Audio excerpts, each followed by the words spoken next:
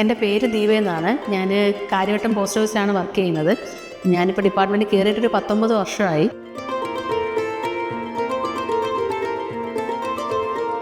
ശരിക്കും പറഞ്ഞാൽ ഈ ട്രേഡിങ് എനിക്കൊരു പേടിയുള്ളൊരു ഫീൽഡായിരുന്നു. ഒരു ബേസിക്കായിട്ട് നമുക്കൊരു നോളജ് ഇല്ല, നമുക്ക് ഇതിലോട്ട് വന്ന് പെട്ടാൽ എങ്ങനെയാണ് എന്നൊക്കെ ഒരു പേടിയുണ്ടായിരുന്നു. ശരിക്കും ഞാൻ അന്നേ ഇതിങ്ങനെ സേവിങ്സ് തുടങ്ങിയിരുന്നെങ്കിൽ ഒരു പക്ഷേ അത് ഇത്രയും നാൾ കൊണ്ടൊരു നല്ല ഫണ്ടായി മാറിയേനെ.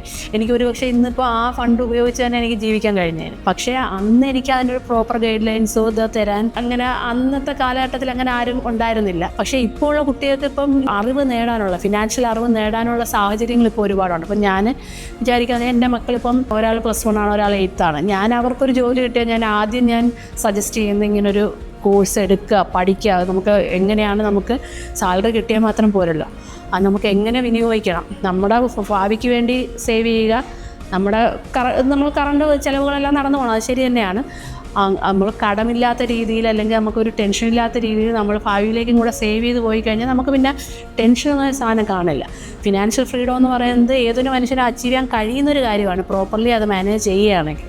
അവരെ തുടക്കത്തിൽ തന്നെ സാലറി കിട്ടുന്നതിൻ്റെ കൂട്ടത്തിൽ തന്നെ അവർ ഇതും പഠിപ്പിക്കണം, വർക്ക് ക്യാപ്പിൽ തന്നെ ചേർക്കണമെന്നാണ് എൻ്റെ ആഗ്രഹം. അപ്പം അത് ചേർത്ത് എനിക്കത് പഠിപ്പിച്ച് വേണം അവരെ മുന്നോട്ട്, കാരണം അവർക്ക് പിന്നീട് ഉള്ള കാര്യം അവർ നോക്കിക്കോളും, അത് സേവിങ്സും കാര്യങ്ങളും അവർ നോക്കിക്കോളും. അപ്പം ശരിക്കും പറഞ്ഞാൽ നമ്മുടെ കുട്ടിക്കൊരു വിദ്യാഭ്യാസം കൊടുക്കുന്നതിന് കൂടെ തന്നെ ഈ ഒരു ഫിനാൻഷ്യൽ ഗൈഡ് ലൈൻസ് നമ്മൾ കൊടുക്കാൻ നമ്മുടെ പേരൻസ് ബാധ്യസ്ഥമാണ്.